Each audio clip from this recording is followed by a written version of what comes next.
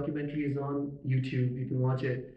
The end of the documentary, he starts singing perfectly in pitch, beautiful voice, and he's singing a nazam, naat, and I sat there looking at him, and he finished, and I asked him. I said, for 2.5 hours, you told me that whoever sings is condemned to hell, and here you are with such a beautiful voice. It was such a beautiful voice.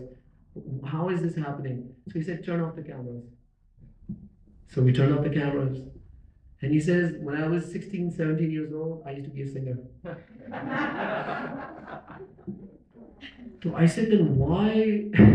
And obviously he trained to be a singer, right? I said, then why are you so against, people like me performing music? And he said, if thousands and thousands of young people go to your concerts, who's going to come listen to the khutbah?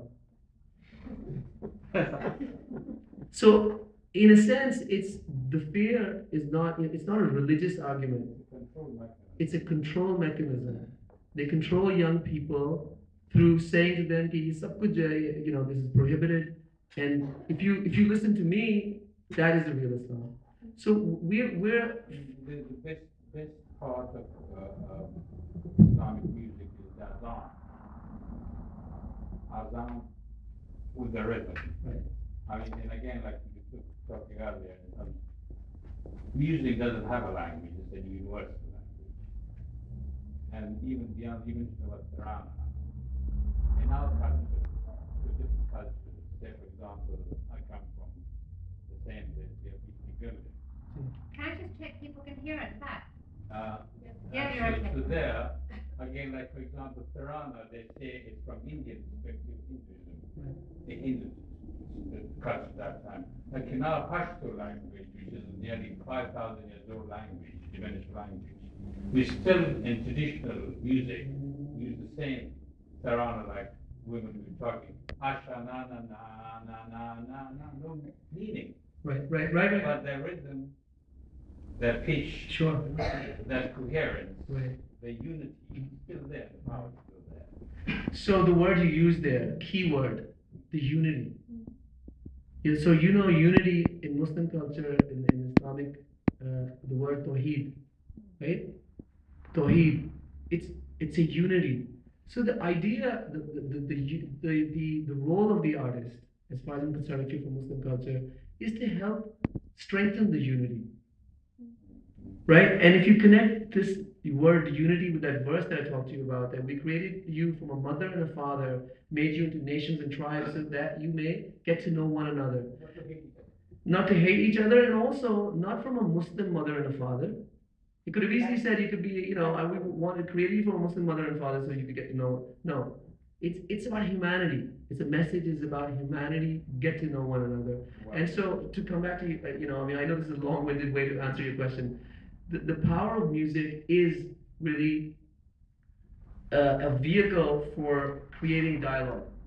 And in the world when you have 9/11s, where people say there's a natural clash between civilizations, you have intellectuals writing, narratives on why Islam can never be part of the modern world, or Muslim extremists saying why the West can never reconcile with Islam. They're putting this on jihadi sites or mainstream media. It's so important at this time as civil society.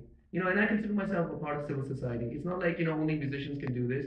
It's our purpose to help create the unity.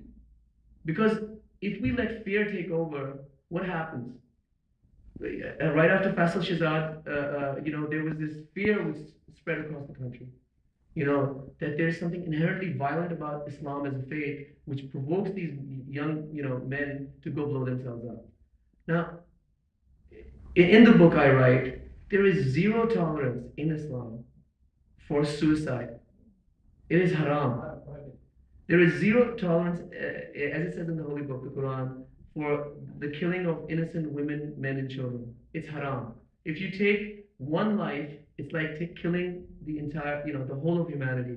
So all these things are clear. I don't understand where people are finding the wiggle room to say, well, no, you can't do suicide because X, Y, Z is happening.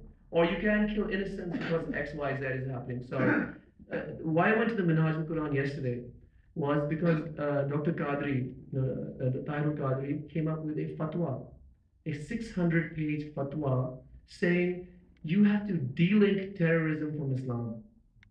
You cannot, use violence, wanton violence against innocents and say, well, no, Islam tells us to do this. It is not part of the Islamic faith. And I think as a Muslim community, we need to show zero tolerance. Because both from within our community and outside our community, there are people who want to trap us. There's some who want to trap us and say your faith is wrong. You should leave your faith. There's something wrong with your faith. And there are others who want to say you're a bad Muslim. This long hair. I mean, they ridicule people who wear t-shirts and jeans, and they say because you don't have a beard this length and you don't have a shalwar at this level, you're a bad Muslim. So the point is, in this confusion, we have to provide the unity. I think this is. Sorry, could I just, there are hands up. If you will take questions in the order they've come up, and I'll come back to you a little later. So we take the woman there in the middle first. Yeah. I don't know if you've heard of the punk Islam movement in the States. Yeah, sure. I'd like to know what your opinion is about it. Sure. So the punk music movement, there's a Taqwa Core movement, right? Yeah. I guess that's what you're talking about. Taqwa Core. Okay, so about a couple of weeks back, I was at Harvard. There was an event sort of titled Muslim Voices, right? And in that, you had African American rappers, Muslim rappers, right? You had American Muslim film directors, Canadian Muslim film directors, men and women, and amongst them was the punk rock band, the Kaminas, right? And the guy who wrote the book Taqwa Core, Michael Muhammad Knight, who is a Muslim, American Muslim convert, right? So I guess what you're asking is what's my view of them? Again, if I come from Muslim tradition, I'm completely non-judgmental. It's not my place to judge, somebody's, even if there's artistic value of, I'm an artist. My job is to create content. And I think that movement is trying to say, we've been boxed in by the extremists on one side and those who want to label Islam violent. So they're going on an edge, right? And they're expressing that angst and that frustration. So I think people ought to do that, as long as they don't hurt anybody or they don't enforce their own version of music or, religion on other people. I think it's fine. But do you think, Salman, that sacred music has a different impact? Sacred music. So and loaded. In the sense that qawwalis and ragas, they were actually used by the Sufis to help people transform. The music actually did something, it opened things up. Well, okay, so this is a really interesting question, and in a simple way, I think niyat, intention, right? If people are stuck in labels, sacred music, Sufi music, punk music, rock music, jazz. Just because you play jazz doesn't mean that you're deeper, I mean, a lot of people. I mean, maybe. Okay.